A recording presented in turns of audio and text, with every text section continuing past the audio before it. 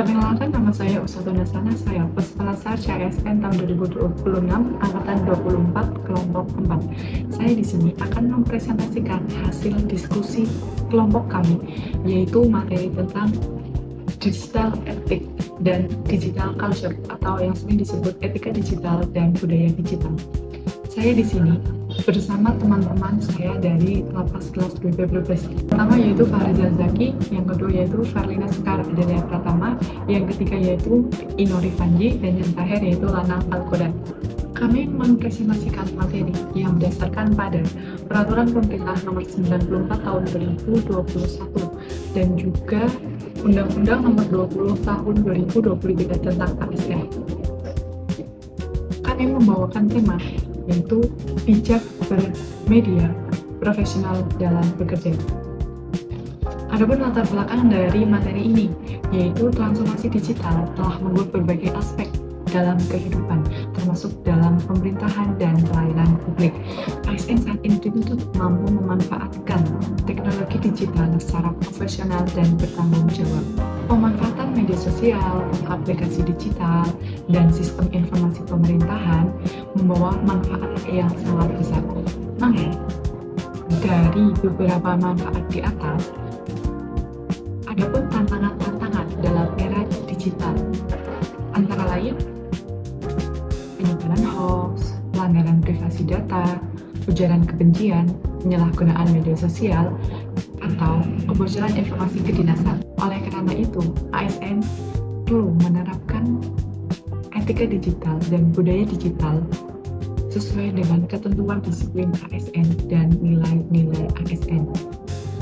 Adapun rumusan masalah yang akan dibahas dalam materi ini, yang pertama yaitu adapun rumusan masalah dari pembahasan materi-materi ini. Yang pertama, apa yang dimaksud dengan digital ethic dan digital culture? Yang kedua yaitu bagaimana kaitannya dengan Peraturan Pemerintah Nomor 94 Tahun 2021. Selanjutnya yaitu apa tantangan ASN dalam era digital. Selanjutnya yaitu bagaimana penerapan nilai ASN dalam penggunaan media digital. Dan yang terakhir, bagaimana implementasinya dalam kehidupan sehari-hari. Adapun tujuan pembelajaran dari pemaparan materi ini, yang pertama yaitu memahami konsep digital ethic dan digital culture. Yang kedua, memahami kewajiban ASN dalam ruang digital. Yang ketiga yaitu mengetahui tantangan-tantangan dalam penggunaan teknologi digital. Selanjutnya yaitu menjelaskan hubungan disiplin PNS dengan literasi digital. Dan yang terakhir yaitu mengimplementasikan nilai-nilai ASN dalam kehidupan sehari-hari.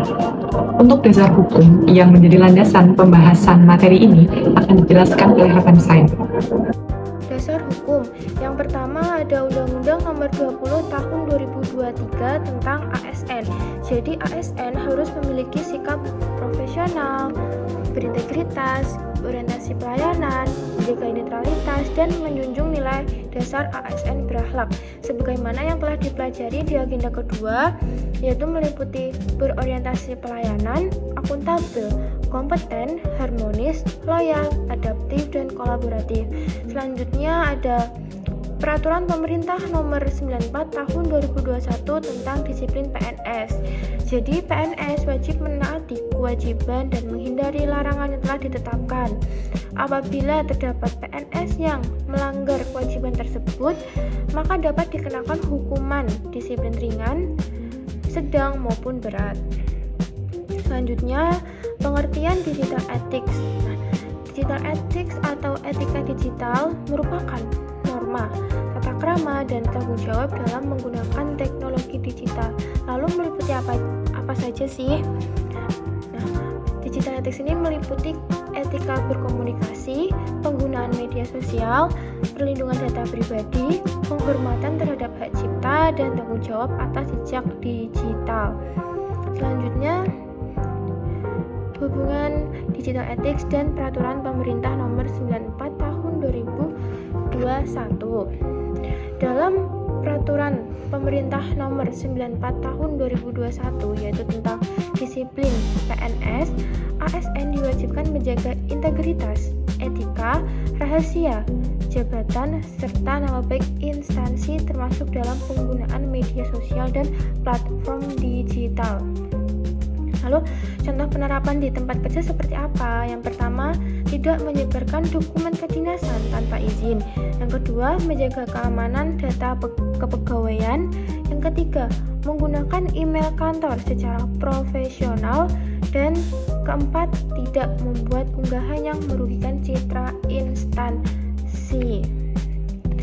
Oke, jadi digital ethics memperkuat implementasi Peraturan Pemerintah Nomor 94 Tahun 2021 karena perilaku ASN di ruang digital juga merupakan bagian dari disiplin, integritas, dan tanggung jawab kedinasan. Tantangan digital ethics. Pada era transformasi digital saat ini, ASN tidak hanya dituntut mampu menggunakan teknologi, tetapi juga harus memahami etika dalam ruang digital. Tantangan pertama yang sering terjadi adalah penyebaran hoax dan informasi palsu. Informasi yang belum tentu benar dapat dengan cepat tersebar melalui medsos dan mempengaruhi kepercayaan masyarakat. Oleh karena itu, ASN harus lebih bijak dalam menerima maupun membagikan informasi. Tantangan kedua adalah rendahnya etika komunikasi di media sosial. Dalam dunia digital, seringkali seseorang mudah menyampaikan komentar tanpa mempertimbangkan dampaknya. Padahal sebagai ASN, sikap sopan santun dan profesionalisme tetap harus dijaga, baik secara langsung maupun di media digital. Selanjutnya adalah pelanggaran privasi dan kebocoran data informasi. Di era digital, data menjadi hal yang sangat penting sehingga ASN harus mampu menjaga kerahasiaan informasi kedinasan dan tidak sembarangan membagikan data kepada pihak lain. Tantangan berikutnya yaitu penyalahgunaan media sosial yang dapat merusak citra ASN dan instansi pemerintah. Penggunaan media sosial yang tidak bijak dapat menimbulkan penilaian negatif dari masyarakat terhadap institusi pemerintah. Dan yang terakhir adalah tantangan menjaga integritas dan profesionalisme di ruang digital. ASN harus mampu menjadi teladan dalam penggunaan teknologi dengan tetap memegang nilai etika, disiplin, dan tanggung jawab. Kemudian ada implementasi digital etik. Untuk menghadapi berbagai tantangan digital etik, ASN perlu menerapkan digital etik dalam kehidupan sehari-hari. Implementasi pertama adalah menggunakan media sosial secara bijak dan bertanggung jawab. Media sosial tidak hanya digunakan untuk hiburan, tetapi juga dapat menjadi sarana edukasi dan penyampaian informasi yang positif kepada masyarakat. Implementasi yang kedua yaitu menjaga etika komunikasi digital yang sopan dan profesional. Dalam penggunaan chat, email maupun media sosial, ASN harus tetap menjaga tutur kata, menghargai orang lain, dan menghindari perdebatan yang tidak perlu. Yang ketiga adalah melindungi kerahasiaan data dan informasi kedinasan. ASN memiliki tanggung jawab menjaga keamanan data agar tidak terjadi kebocoran informasi yang dapat merugikan instansi maupun masyarakat. Selanjutnya, ASN juga harus mampu memanfaatkan teknologi digital untuk meningkatkan produktivitas kerja. Dengan penggunaan teknologi yang tepat, pekerjaan dapat dilakukan lebih efektif, cepat, dan efisien, sehingga pelayanan kepada masyarakat menjadi lebih baik. Dan implementasi yang terakhir yaitu menjadi teladan dalam penggunaan teknologi yang positif dan berintegritas. ASN harus menunjukkan sikap disiplin, bertanggung jawab, dan profesional sehingga dapat menjadi contoh yang baik dalam budaya digital.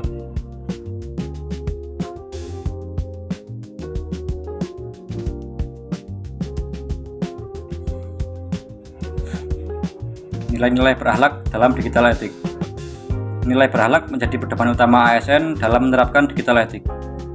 Yang pertama yaitu berorientasi pelayanan, yaitu ASN harus mampu memberikan pelayanan digital yang cepat, responsif, dan memudahkan masyarakat. Yang kedua adalah akuntabel, artinya ASN harus bertanggung jawab atas setiap aktivitas dan informasi yang disampaikan di ruang digital. Semua tindakan di media digital harus dilakukan secara transparan dan sesuai aturan. Yang ketiga adalah kompeten, yaitu ASN harus meningkatkan kemampuan literasi digital agar mampu mengikuti perkembangan teknologi dan menggunakan media digital dengan baik. Yang keempat adalah harmonis. Dalam menggunakan media sosial maupun komunikasi digital, ASN harus menjaga sikap saling menghormati, menjaga sopan santun, dan menghindari konflik atau ujaran kebencian. Yang kelima adalah loyal, yaitu menjaga nama baik instansi dan pemerintah dengan dengan tidak menyebarkan informasi yang dapat merugikan organisasi maupun masyarakat. Yang keenam adalah adaptif, artinya ASN harus mampu menyesuaikan diri dengan perkembangan teknologi dan memanfaatkan inovasi digital secara positif. Dan yang terakhir adalah kolaboratif, yaitu memanfaatkan teknologi digital untuk memperkuat kerjasama, komunikasi, dan koordinasi antar pegawai demi meningkatkan kualitas pelayanan publik. Pengertian digital kultur, yaitu kemampuan individu dalam membaca, menguraikan, membiasakan, memeriksa, dan membangun wawasan kebangsaan. Karakteristik digital kultur. Yang pertama, cepat dan praktis. Teknologi digital memungkinkan pekerjaan dan komunikasi dilakukan dengan lebih cepat, mudah, dan efisien. Yang kedua, terhubung tanpa batas. Informasi dan komunikasi dapat dilakukan kapan saja dan di mana saja melalui internet dan media digital. Yang ketiga, adaptif terhadap perubahan. Budaya digital menuntut individu mampu mengikuti perkembangan teknologi yang terus berubah. Yang keempat, kolaboratif. Teknologi memudahkan kerjasama dan koordinasi antar individu maupun instansi secara online. Yang kelima, transparan dan terbuka. Informasi lebih mudah diakses sehingga mendorong keterbukaan dan akuntabilitas. Dengan digital kultur. 1. Kurangnya literasi digital. Masih terdapat pegawai yang belum memahami penggunaan teknologi secara optimal. Yang kedua, resistensi terhadap perubahan. Sebagian pegawai masih sulit beradaptasi dengan sistem digital. Yang ketiga, penyalahgunaan media sosial. Penggunaan media sosial yang tidak bijak dapat merusak citra ASN dan instansi. Yang keempat, ancaman keamanan cyber. Resiko pencurian data dan peretasan informasi digital. Yang kelima, penyebaran informasi hoax. Informasi yang tidak benar dapat mempengaruhi masyarakat dan lingkungan kerja. Implementasi digital kultur. Dalam literasi digital, yang pertama, mengikuti pelatihan digital. Yang kedua, menggunakan aplikasi kolaborasi kerja. Yang ketiga, memanfaatkan e-learning dalam kehidupan sehari-hari. Yang pertama, menggunakan media sosial untuk edukasi. Yang kedua, mengikuti rapat online secara profesional. Yang ketiga, menggunakan teknologi untuk meningkatkan produktivitas. Kemudian kita akan membahas tentang studi kasus. Salah satu kasus yang saya ambil yaitu seorang PNS membagikan informasi internal instansi melalui media sosial tanpa izin. Ini merupakan pelanggaran yang berat ya, karena informasi yang internal tersebut kemudian di-share ke media luar, sehingga itu merupakan kebocoran data rahasia instansi tersebut. Dampak dari kasus tersebut yaitu kebocoran informasi. Hal ini mengakibatkan data-data penting yang ada di instansi tersebut tersebar di media sosial. Kemudian hilangnya kepercayaan pada masyarakat. Kemudian pelanggaran disiplin PNS. Hal ini merupakan salah satu pelanggaran disiplin PNS karena tidak dapat menjaga rahasia instansi sendiri. Solusi dari permasalahan ini yaitu yang pertama, mematuhi aturan kerahasiaan informasi. Yang kedua yaitu memahami etika digital. Yang ketiga yaitu mengedepankan nilai berakhlak, karena ASN itu harus memiliki sifat-sifat berakhlak. Yang pertama yaitu berorientasi pelayanan. Yang kedua yaitu akuntabel. Ketiga yaitu kompeten, harmonis, L loyal, A adaptif, dan K kolaboratif. Hal ini merupakan tercorengnya nilai dari aspek kompeten karena tidak berkompeten dalam bidang pekerjaannya. Kemudian kita akan membahas tentang peran ASN di era digital. Di dalam perkembangan zaman ini, ASN dituntut untuk mengikuti perkembangan zaman. Hal tersebut merupakan salah satu aspek dari ASN berakhlak, yaitu adaptif. Peran ASN di era digital antara lain yaitu yang pertama, teladan dalam etika digital. Hal ini merupakan aspek yang paling penting. Yang kedua yaitu pelopor budaya digital positif. Yang ketiga yaitu pengguna teknologi yang bertanggung jawab. Hal ini ASN dituntut untuk bertanggung jawab dalam bermedia sosial, menge-share atau membagikan berita-berita yang benar. Kemudian peran yang keempat yaitu pelayan publik yang profesional. Hal ini merupakan aspek berorientasi pelayanan. Kami sebagai aparatur sipil negara memberikan pelayanan yang terbaik bagi masyarakat agar kepuasan masyarakat menjadi hal yang nomor satu. Kemudian yang kelima yaitu penjaga keamanan informasi negara. Hal ini merupakan sikap kompeten ya, kita harus menjaga informasi instansi, jangan sampai kita membeberkan ke media sosial. Yang terakhir yaitu kesimpulan dari presentasi pada hari ini yaitu kode etik ASN dalam literasi digital sangatlah penting untuk membentuk perilaku ASN yang profesional, bertanggung jawab, dan berintegritas dalam penggunaan teknologi digital yang bijak. Digital ethics mengajarkan etika dalam bermedia digital, sedangkan digital culture membentuk budaya digital yang positif dan mendukung pelayanan publik yang baik. Penerapan etika dan budaya digital bagi ASN harus sesuai dengan nilai berakhlak serta ketentuan dalam Undang-Undang Nomor 20 Tahun 2023 tentang Aparatur Sipil Negara dan Peraturan Pemerintah Nomor 94 Tahun 2021 tentang Disiplin Pegawai Negeri Sipil, dan yang terakhir tentang Peraturan Pemerintah Nomor 53 Tahun 2010 sebagai aturan sebelumnya yaitu disiplin PNS.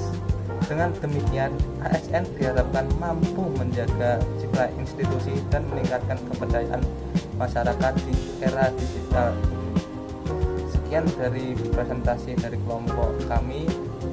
Wassalamualaikum warahmatullahi wabarakatuh.